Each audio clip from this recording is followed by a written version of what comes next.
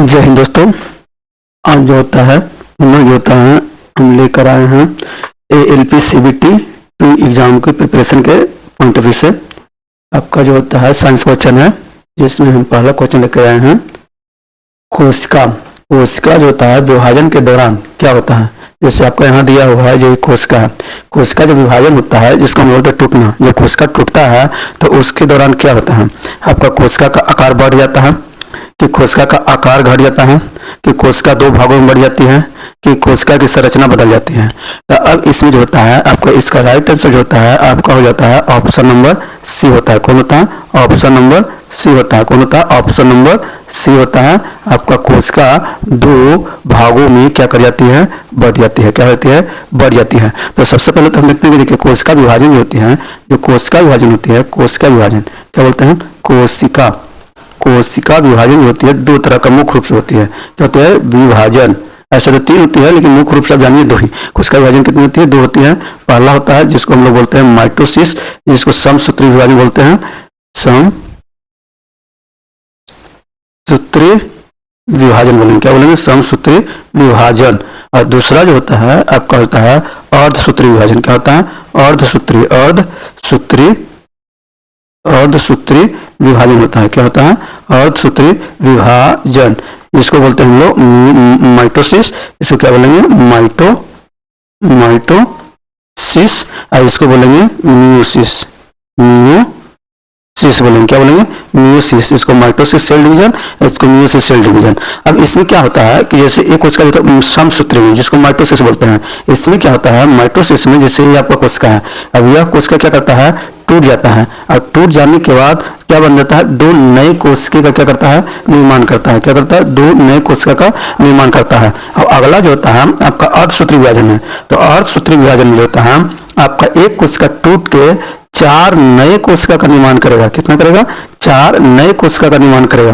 क्या करेगा? चार नए कोशिका का निर्माण करेगा। तो आपसे पूछेगा कि समसूत्री विभाजन में कोशिका टूट कर कितने बनते हैं? तो दो बनते हैं। कितने बनते हैं? दो बनते हैं। जबकि अर्धसूत्री विभाजन में जब कोशिका टूटती है तो कितने बनते हैं? चार होते हैं। क्या होते हैं? चार होते हैं। तो इस तरह से जो होता है आपका जो होता है पहला क्वेश्चन का आंसर हो गया। आपका कोशिका जो होता है दो भागों में क्या कर जाती है? बढ़ जाती है। और अगला क्वेश्चन की ओर चलते हैं। श्वसन तंत्र में कौन सा अंग हवा को साफ करने में मदद करता है? जो आपका ये श्वसन तंत्र जो होता है, श्वसन तंत्र में हम लोग जो होता है श्वसन की क्रिया करते हैं। क्या करते हैं? श्वसन की क्रिया करते हैं। तो इस क्रिया में जो होता है हमारा शरीर का कौन सा अंग है जो हमारे जो होता है कि हवा को क्या करता है? साफ करता है। तो ऑप्शन ए में है नाक, मुंह, ट्रैकिया, फेफड़ा। तो यहाँ जो होता है आपका जो होता है श्वसन का जो होता है मुख जो होता है आपका शुरुआती दौर में जो होता है साफ करने का मदद कौन करता है? आपका क्या करता है? नाक करता है। जैसे हम यहाँ फिगर से देख लेते हैं। ये हम बना रहे हैं आपका श्वसन तंत्र का फिगर। क्या बना रहे हैं? श्वसन तंत्र का फिगर। ये आपका नोज हो गया, नोज आगे बढ़ गया, ट्रैकिया हो गया, ट्रैकिया आगे दो भागों में बढ़ जाती है यहाँ पे। अब यहाँ से जो होता है आपका ये जो होता है आपका क्या है? फेफड़ा है। यह है लंग्स, जिसको बोलते हैं हम लोग लंग्स बोलते हैं। क्या बोलते हैं? लंग्स बोलते हैं। इसी में आपका जो होता है गुब्बारे का जैसा जो होता है संरचना होती है, जिससे हम लोग क्या बोलते हैं? एल्विलियाई बोलते हैं। क्या बोलते हैं? एल्विलियाई, जिसमें जो होती है हवा जो होती है आनकर भरती है और यहीं से जो होता है ब्लड में हवा जो होता है आपका जो होता है कि कहा जाता है ब्लड में चला जाता है। तो सबसे पहले हमारा जो होता है श्वसन का जो फिल्टर जो करता है वो फिल्टर मुख्य रूप से यहाँ नोज करता है। कौन करता है? नोज करता है। यह नोज जो होता है, नोज के सबसे पहला फिल्टर जो होता है आपका क्या करता है? हेयर करता है। कौन करता है? हेयर करेगा, जिसको हम लोग बाल बोलते हैं। नाक में क्या होती है? बाल होती है। क्या होती है? बाल होती है, जो डस्ट को, गंदगी को जो होता है फेफड़ा में पहुंचने से क्या करती है? रोक देती है। और दूसरा जो होता है इसके अंदर में होता है आपका क्या पाया जाता है? म्यूकस पाया जाता है। एक म्यूकस चिपचिपा पदार्थ होता है जो हमारे नाक में पाया जाता है, जिसको जो होता है कि आप जो होता है कि हवा जो होता है प्रवेश करता है तो उसके अंदर में जो गंदगियां जो होती है वो म्यूकस में जाकर क्या कर जाती है? चिपक जाती है। क्या करती है? चिपक जाती है। तो इस तरह से जो होता है नाक हमारा जो होता है श्वसन की क्रिया के समय जो भी गंदगी जो प्रवेश करता है उससे क्या करता है? रोकने का कार्य करता है। तो इसलिए जो होता है कि साफ करने में मुख्य रूप से मदद कौन करेगा? आपका नाक करेगा। अगला क्वेश्चन की ओर चलते हैं। जीव विज्ञान में डोमेन का क्या अर्थ होता है? अब इसमें डोमेन शब्द है, क्या है, ये आपका एक डोमेन है, क्या है, ये आपका डोमेन। डोमेन क्या है डोमेन। और डोमेन का जो होता है कि यहाँ पर दिया गया है जीव की सबसे छोटी इकाई है, कि जीव की सबसे बड़ी इकाई है, कि जीव के वर्गीकरण की एक इकाई है, कि जीव के विकास की एक इकाई है। तो देखिए डोमेन जो होता है, डोमेन जो होता है जीव के वर्गीकरण का एक इकाई है। क्या है, जीव के वर्गीकरण का। देखिए दोनों का आपका ऑप्शन बी और सी सेम जैसा लग रहा है। जीव की सबसे बड़ी इकाई है, ये मानते हैं कि सबसे बड़ी इकाई है, लेकिन किस चीज का बड़ी इकाई, जीव के वर्गीकरण का है। देखिए यहाँ पे आपका क्वेश्चन घुमा दिया है, अगर शुरुआती तो मारिएगा तो डायरेक्ट आप मार दीजिएगा बी, लेकिन नहीं, बी गलत हो जाएगा। आपका राइट आंसर कौन हो जाएगा, सी हो जाएगा, क्योंकि वर्गीकरण का है। डोमेन जो होता है ना, डोमेन जो होता है आपका जीवों के वर्गीकरण का जो होता है उच्चतम जो होता है रैंक होता है, सबसे उच्च जो होता है आपका रैंक है। क्या है, सबसे उच्च रैंक है, जिसको हम लोग डोमेन बोलते हैं। इसमें क्या करते हैं हम लोग, जो होता है कि जीवों का क्या करते हैं, वर्गीकरण करते हैं। और जीवों का जब वर्गीकरण करते हैं, जब वर्गीकरण करते हैं तो उसका अध्ययन हम लोग करते हैं। उस अध्ययन को हम लोग क्या बोलते हैं, टैक्सोनॉमी बोलते हैं। क्या बोलते हैं, टैक्सोनॉमी बोलते हैं, टैक्सोनॉमी। टैक्सोनॉमी तो पूछ देगा, टैक्सोनॉमी। जीवों का वर्गीकरण जो होता है वो वर्गीकरण में किसका अध्ययन किया जाता है, तो टैक्सोनॉमी का। टैक्सोनॉमी में किस चीज का अध्ययन किया जाता है, तो जीवों का जो होता है कि वर्गीकरण का किया जाता है। तो डोमेन आप समझ में आएगा कि डोमेन क्या है, जीवों के वर्गीकरण का एक सबसे बड़ा क्या है, इकाई है। तो इसका राइट आंसर है आपका सी नंबर हो जाएगा। नेक्स्ट क्वेश्चन क्या चलते हैं, अगला है भौतिक में न्यूटन का। देखिए यहाँ पे न्यूटन का है, न्यूटन का पहला नियम क्या है, पहला नियम क्या होता है। अब इसमें ऑप्शन दिया हुआ है, अब बहुत सारा ऑप्शन है, देखिएगा इसमें इसका आपका राइट आंसर है, कोई भी वस्तु अपनी स्थिति में तब तक रहती है जब तक उसके ऊपर कोई बाहरी बल नहीं लगता है। तो यही आपका क्या होता है, राइट आंसर होता है। अब समझते हैं न्यूटन के नियम से। अब जो होता है कि यहाँ पे न्यूटन का जो होता है आपका 3 नियम था। कितने नियम है, न्यूटन का पूछेगा तो आपको कितना नियम बताना है, 3 नियम बताना है। कितना बताना है, 3 बताना है। कितना बताना है, 3। पहला नियम जो होता है, पहला नियम से होता है न्यूटन का किस चीज का परिभाषा निकलता है, बल का निकलता है। किस चीज का निकलता है, बल का निकलता है। और यह बल जो होता है आपका जो होता है कि किसी वस्तु पर जब तक नहीं लगेगा, जब तक वो जो होता है कि जैसे रुका हुआ है, ये विराम अवस्था में, किस अवस्था में, विराम अवस्था में, विराम अवस्था में। और जब तक इसके ऊपर कोई बाहरी बल नहीं लगता है, जब तक ये क्या होता है कि विरामावस्था में रहेगा। अगर यह चलना स्टार्ट कर दिया, अगर कोई वस्तु चल रहा है, तो जब तक कहता है कि जब तक इसके ऊपर कोई बाहरी बल नहीं लगता है तब तक यह जो होता है कि चलते रहेगा। क्या करते रहेगा, चलते रहेगा। ये जो होता है आपका बल के नियम को न्यूटन परिभाषित किए थे। तो इसके अंदर एक गुण है, मतलब चल रहा है तो चल ही रहा है, रुका हुआ है तो रुक ही रहा है। तो इस जगह पे जो गुण है उस गुण को हम लोग बोलते हैं जड़त्व बोलते हैं। क्या बोलते हैं, जड़त्व बोलते हैं। और यह जड़त्व के कारण कोई भी वस्तु एक जगह पर स्थायी रह सकता है, या जो चल रहा है वह चलते रहेगा। तो पहला जो नियम बताएं उसमें हम क्या बता दिए कि पहला में बल का प्रभाव मिल गया। और दूसरा जो नियम है, दूसरा में जो होता है आपका किस चीज का है, दूसरा में जो होता है आपका जो होता है बल का जो होता है परिभाषा मिला है। क्या मिला है, बल का परिभाषा मिला है। क्या मिला है, परिभाषा। बल का परिभाषा नहीं, बल का जो होता है समीकरण, सॉरी बल का जो होता है आपका क्या मिला है, समीकरण मिला। पहला में तो बल का परिभाषा मिला, दूसरा में बल का समीकरण मिला। समीकरण में जो होता है आपका एफ बराबर जो होता है, एफ बराबर जो होता है ए में होता है। क्या होता है, ए में होता है। जहां एम जो होता है आपका द्रव्यमान है और ए जो होता है आपका त्वरण है। ए क्या है आपका द्रव्यमान है, क्या है द्रव्यमान, और ए जो होता है आपका क्या है त्वरण है। तो दूसरा से आपका क्या मिल गया, बल का समीकरण मिल गया। और तीसरा जो होता है आपका, तीसरा जो होता है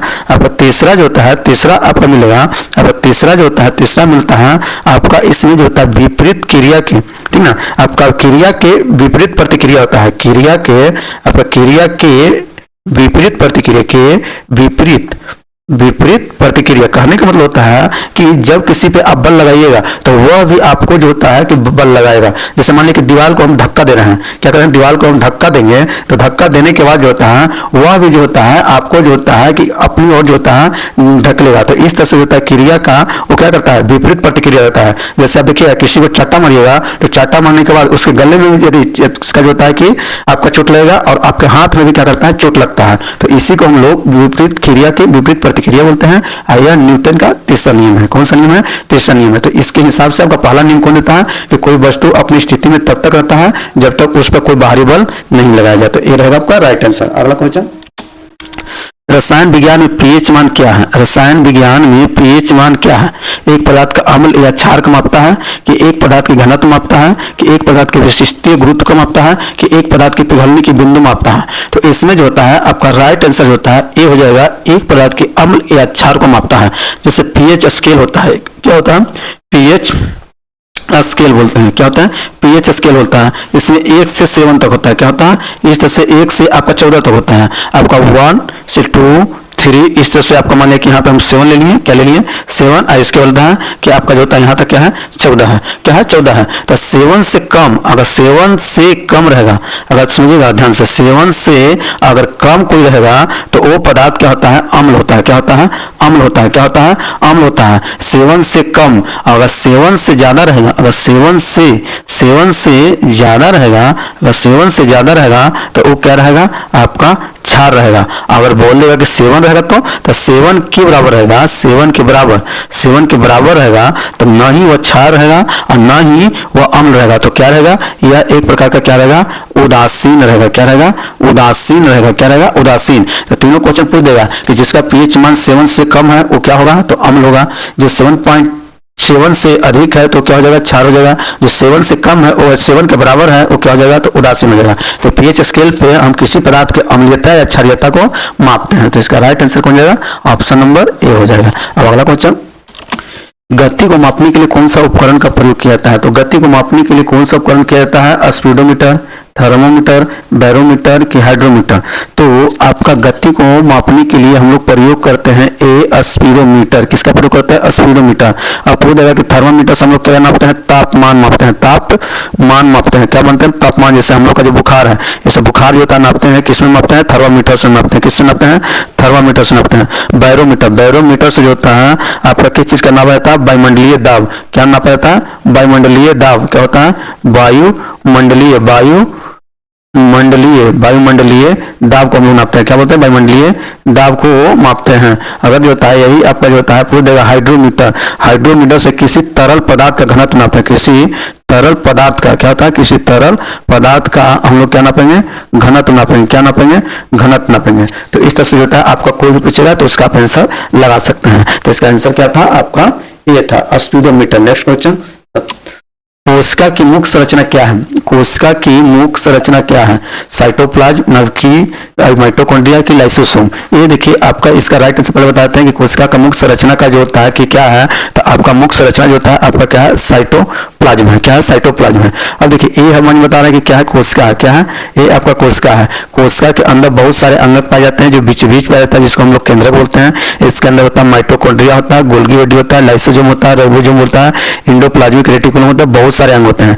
इसी के अंदर आपका लिक्विड के समान जो होता है क्या होती है? संरचना पाई जाती है। क्या होती है? संरचना पाई जाती है। लिक्विड के समान जो होता है संरचना पाई जाती है, जिससे हम लोग होता है कि क्या बोलते हैं? आपका प्रोटोप्लाज्म बोलते हैं। क्या बोलते हैं? प्रोटोप्लाज्म बोलते हैं। क्या बोलते हैं? प्रोटोप्लाज्म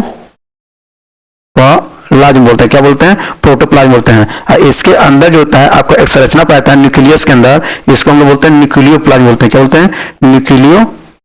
न्यूक्लियोप्लाज्म बोलते हैं। क्या बोलते हैं? न्यूक्लियोप्लाज्म बोलते हैं। और अगर न्यूक्लियस को इसके अंदर से अगर निकाल देंगे, क्या होता है? न्यूक्लियस को अगर इसको बाहर निकाल देंगे तो उसके जो बचा होता है उससे हम लोग क्या बोलते हैं? साइटोप्लाज्म बोलते हैं। क्या बोलते हैं? साइटोप्लाज्म बोलते हैं। क्या बोलते हैं? साइटोप्लाज्म बोलते हैं। क्या बोलेंगे? साइटोप्लाज्म बोलेंगे। तो यही जो होता है साइटोप्लाज्म होता है कोशिका के मुख्य संरचना का क्या करता है? जिम्मेदार लेता है। और इसकी जो बाहरी जो संरचना जो घेरे हुए रहता है इससे हम लोग बोलते हैं प्लाज्मा मेम्ब्रेन बोलते हैं। क्या बोलते हैं? प्लाज्मा मेम्ब्रेन बोलते हैं। प्लाज्मा मेम्ब्रेन क्या बोलते हैं? प्लाज्मा मेम्ब्रेन बोलेंगे। तो इस तरह से जो होता है इसकी संरचना ही होती है। अब चलते हैं अगला क्वेश्चन की ओर। जीवों में ऊर्जा का मुख्य स्रोत क्या है? जीवों में जो जीव होते हैं उसमें ऊर्जा का मुख्य स्रोत क्या आता है? सूर्य की ऊर्जा, जल की ऊर्जा, की वायु की ऊर्जा, की भोजन की ऊर्जा। अब यहाँ पे होता है जीवों में मुख्य जो होता है कि ऊर्जा जो होता है आपका किस पे डिपेंड रहता है? वो आपका सूर्य की ऊर्जा पे होता है। किस पे होता है? सूर्य की ऊर्जा पे। क्योंकि सूर्य की ऊर्जा अगर नहीं मिलेगा तो कोई भी जीव, जैसे मान लें कि होता है भोजन, मतलब भोजन ही मान लें कि हम लोग भोजन के लिए इंपॉर्टेंट है, तो भोजन आखिर बनेगा जो खाते हैं हम लोग पेड़ पौधे से प्राप्त होता है। किस होता है? पेड़ पौधे से होता है। और यह पेड़ पौधे किस पे आश्रित रहता है? आपका सूर्य की ऊर्जा पे। किस पे? सूर्य के ऊर्जा पे होता है। क्या होता है? सूर्य की ऊर्जा पे। क्यों? क्योंकि यही सूर्य की ऊर्जा पे पौधे जो होते हैं अपने एक प्रक्रिया करते हैं जिसको हम लोग बोलते हैं प्रकाश संश्लेषण बोलते हैं। क्या बोलते हैं? प्रकाश संश्लेषण बोलते हैं। जिसमें हम लोग CO2 प्लस H2O आपका जो होता है कि प्रकाश की उपस्थिति में, सनलाइट की उपस्थिति में, क्लोरोफिल की उपस्थिति में जो होता है आपका जो होता है बनाता है C6H12O6। यही जो होता है हम लोग भोजन के रूप में ग्रहण करते हैं और हम लोग को ऊर्जा प्राप्त होता है। तो मुख्य रूप से डिपेंड हम लोग किस पर रहेंगे, सूर्य के प्रकाश पर। अगर सूर्य के प्रकाश नहीं रहेगा तो हमें कोई भी ऊर्जा सही से नहीं मिल पाएगा। इसलिए इसका राइट आंसर रहेगा ऑप्शन नंबर ए, सूर्य का प्रकाश। अगला क्वेश्चन है, एक पौधे की मुख्य भाग क्या होती है? एक पौधा जो होता है उसका मुख्य भाग क्या होता है? तो पौधे का मुख्य भाग जो होता है आपका जड़ होता है कि तना होता है कि पत्ती होता है कि इनमें से सभी होता है? तो कहता है कि इनमें से सभी होता है। क्योंकि देखिए एक मान लिया जाए कि हम आपको इस टाइप का एक पेड़ बना रहे हैं, क्या बना रहे हैं, एक पेड़ बना रहे हैं,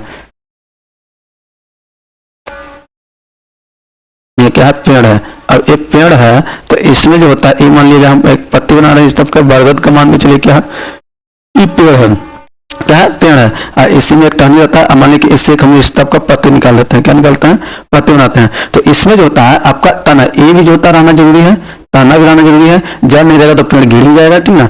अब पत्ती नहीं रहेगा तो प्रकाश संश्लेषण की क्रिया नहीं होगा, क्या होता है, प्रकाश संश्लेषण की क्रिया नहीं होगा। तो इस तरह से होता है कि पत्ती का भी रहना जरूरी है, तना का भी रहना जरूरी है और जड़ का भी रहना जरूरी है। तो इस तरह से जो होता है आपका पौधा जो होता है आपका जो होता है तीन मुख्य रूप से रहता है, जड़, तना और पत्ती। तो इसलिए इसका राइट आंसर है आपका ऑप्शन नंबर डी। अब आज के लिए इतना ही रन देते हैं, मिलते हैं नेक्स्ट वीडियो में। अगर वीडियो अच्छा लगेगा तो लाइक, कमेंट और शेयर जरूर कर दीजिएगा। तब तक के लिए जय हिंद।